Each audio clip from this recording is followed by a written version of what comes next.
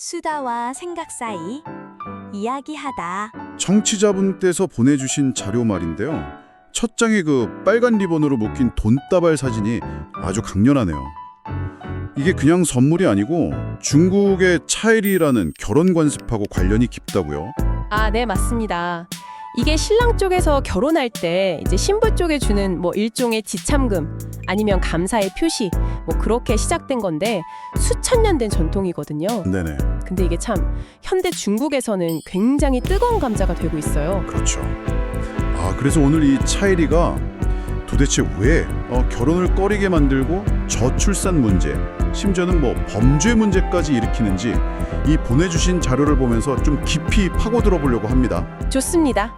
차일이 자체가 오래된 풍습인데 이게 최근 들어서 성격이 좀 변질됐다는 말씀이시죠? 네, 바로 그겁니다. 원래는 뭐 감사의 표시 정도였는데 이게 액수가 점점 커지면서 좀 과도해진 거죠. 적당한 수준을 넘어서니까 여러 문제가 생기는 거고요. 어느 정도길래요? 진짜 좀 뭐랄까 충격적이던데요. 결혼식 당일에 신부 쪽에서 갑자기 차일이를 더 달라고 해서 파혼하고 네, 그런 일도 있고. 아니면 아예 처음부터 돈만 노리고 접근하는 그런 사기 결혼도 있다면서요. 심지어 가족 전체가 막 가담하는 경우도 있다니. 와. 네, 그렇죠. 또 어떤 경우는 억대의 차일이만 전문적으로 누리는 강도주지까지 생겨서 이걸 옮기는데 무슨 보안업체 차량까지 동원된다는 그런 얘기도 있고요. 세상에. 연애 중에 미리 막 거액을 요구하거나 파혼했는데 돈 돌려주기 싫어서 뭐 끔찍한 사건까지 벌어지기도 하고요. 심지어는 베트남 여성을 속여서 사실상 인신매매처럼 중국 남성이랑 결혼시키는 그런 국제 사기 문제까지도 언급될 정도예요. 물론 뭐 이런 극단적인 사례가 차일이 문화 전체를 다 보여주는 건 아니겠지만요. 그래도 이런 일들이 자꾸 생긴다는 건 뭔가 좀 구조적인 문제가 있다는 신호 아닐까요? 아, 정확히 보셨습니다. 가장 큰 배경에는 역시 그 경제적인 부담이 자리 잡고 있어요. 평균 차일이 액수가 우리 돈으로 한 2천만 원에서 3천만 원 수준이라고 하는데요. 2, 3천이요? 네, 이게 중국의 평균 소득 수준을 생각하면 정말 엄청난 금액이거든요. 하긴 중국 1인당 GDP가 우리나라 한 3분의 1 정도라고 하고 월급 100만 원 이상 버는 사람이 전체 인구의 5%도 안 된다는 통계도 봤거든요.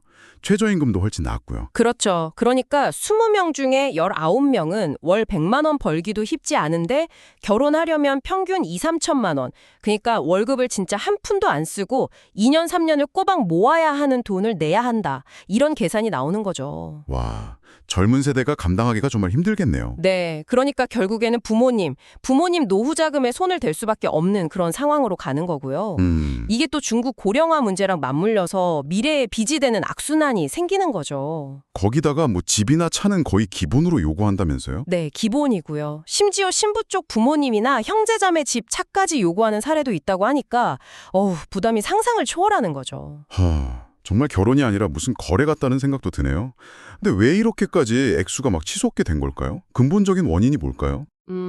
자료에서도 지적하듯이 가장 결정적인 원인은 바로 그 성비 불균형입니다. 아주 심각해요. 특히 결혼 정년기인 30대 이하에서 남성 인구가 여성보다 훨씬 많은 그런 남초 현상이 나타나고 있거든요. 그 차이가 최대 4천만 명에 달할 수 있다는 그런 추산까지 나와요. 4천만 명이요? 우리나라 전체 인구랑 거의 비슷한 숫자인데요. 와, 정말 상상하기 힘든 숫자네요. 이게 사회에 미치는 영향이 어마어마하겠는데요. 네, 이게 과거에 그 남아선호 사상이 강했고 또 강력했던 산하 제한 정책, 한자녀 정책 있잖아요. 네네. 그것 때문에 여아 낙태나 유기가 많았던 결과가 누적된 거죠. 그러다 보니 결혼 시장에서 여성 수가 절대적으로 부족해지고 자연스럽게 여성의 몸값처럼 차일이 액수가 막 천정부지로 치솟게 된 겁니다. 그 결과로 나타나는 사회 현상들도 정말 심각하군요. 결혼 자체를 두려워하는 공흥족이라는 신조어까지 생기고 아예 뭐 연애, 결혼, 출산을 넘어서 집 마련이나 취업까지 다 포기하는 탕핑족도 늘고 있다고요. 네, 맞아요. 실제 결혼 건수도 보니까 최근 10년 새에 반토막이 났다고 하는데 이게 한국보다도 더 빠른 속도라고 하죠? 그렇습니다. 당연히 출산율도 급전직하했죠. 2023년에는 1.0명까지 떨어졌고 곧 0명대 진입은 거의 확실해 보입니다. 이미 중국은 인구 감소가 시작됐고 세계 1위 인구 대국 자리도 인도에 내줬잖아요. 네. 이런 인구 구조 변화가 이 차이리 문제랑 맞물려서 악순환을 계속 만드는 거예요. 부모 세대의 인식도 좀 영향을 미치는 것 같아요. 차이리가 뭐 딸의 가치, 나 집안 체면 이런 거랑 연결되기도 하고 또 사회보장이 좀 부족하다 보니까 이걸 노후자금처럼 생각하는 경향도 있다는 분석도 있더라고요. 네, 그 부분도 상당히 중요합니다. 그래서 뭐 딸 장사 아니냐 이런 비판까지 나오는 거고요. 그렇죠.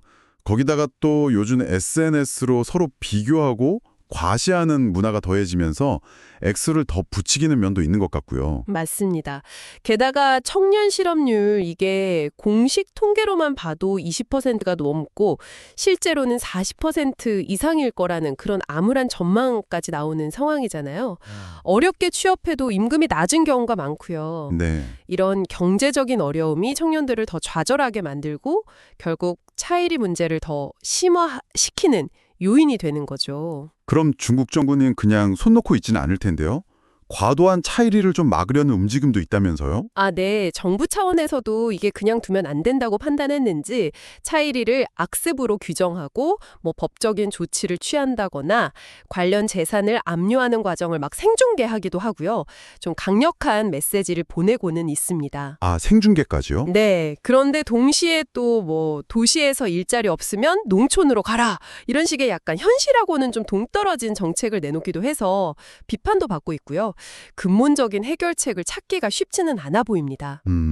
정리를 좀 해보면 결국 차일이라는 그 오래된 관습이 극심한 성비 불균형하고 또 경제적인 압박이라는 현실과 만나면서 개인의 삶을 넘어서 이제 사회 전체를 뒤흔드는 그런 복합적인 문제로 커졌다는 거네요. 그렇죠. 결혼 기피, 저출산 심화는 물론이고 사회 불안이나 심지어 범죄까지 일으키는 상황까지 왔다 이렇게 볼 수 있겠고요. 네, 맞습니다.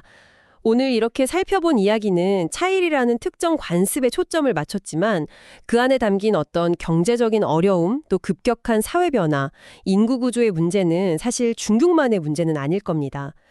자료에서도 한국 상황하고 비교하는 내용이 계속 나오죠. 네. 아마 청취자분들께서도 이런 현상들을 보시면서 여러 가지 생각을 하셨을 것 같아요. 네, 정말 문화적인 관습이 경제나 인구 문제와 이렇게까지 깊게 얽힐 수 있다는 점이 좀 놀랍습니다. 그렇다면 이런 질문을 던져볼 수도 있을 것 같아요. 차이리처럼 딱 떨어지는 관습이 없는 사회라고 하더라도 비슷한 종류의 어떤 경제적, 인구 통계학적 압력에 놓이게 된다면 과연 어떤 예상치 못한 방식으로 그런 긴장과 갈등이 표출될 수 있을까? 한 번쯤 고민해 보시면 흥미롭지 않을까 싶습니다. 수다와 생각 사이 이야기하다.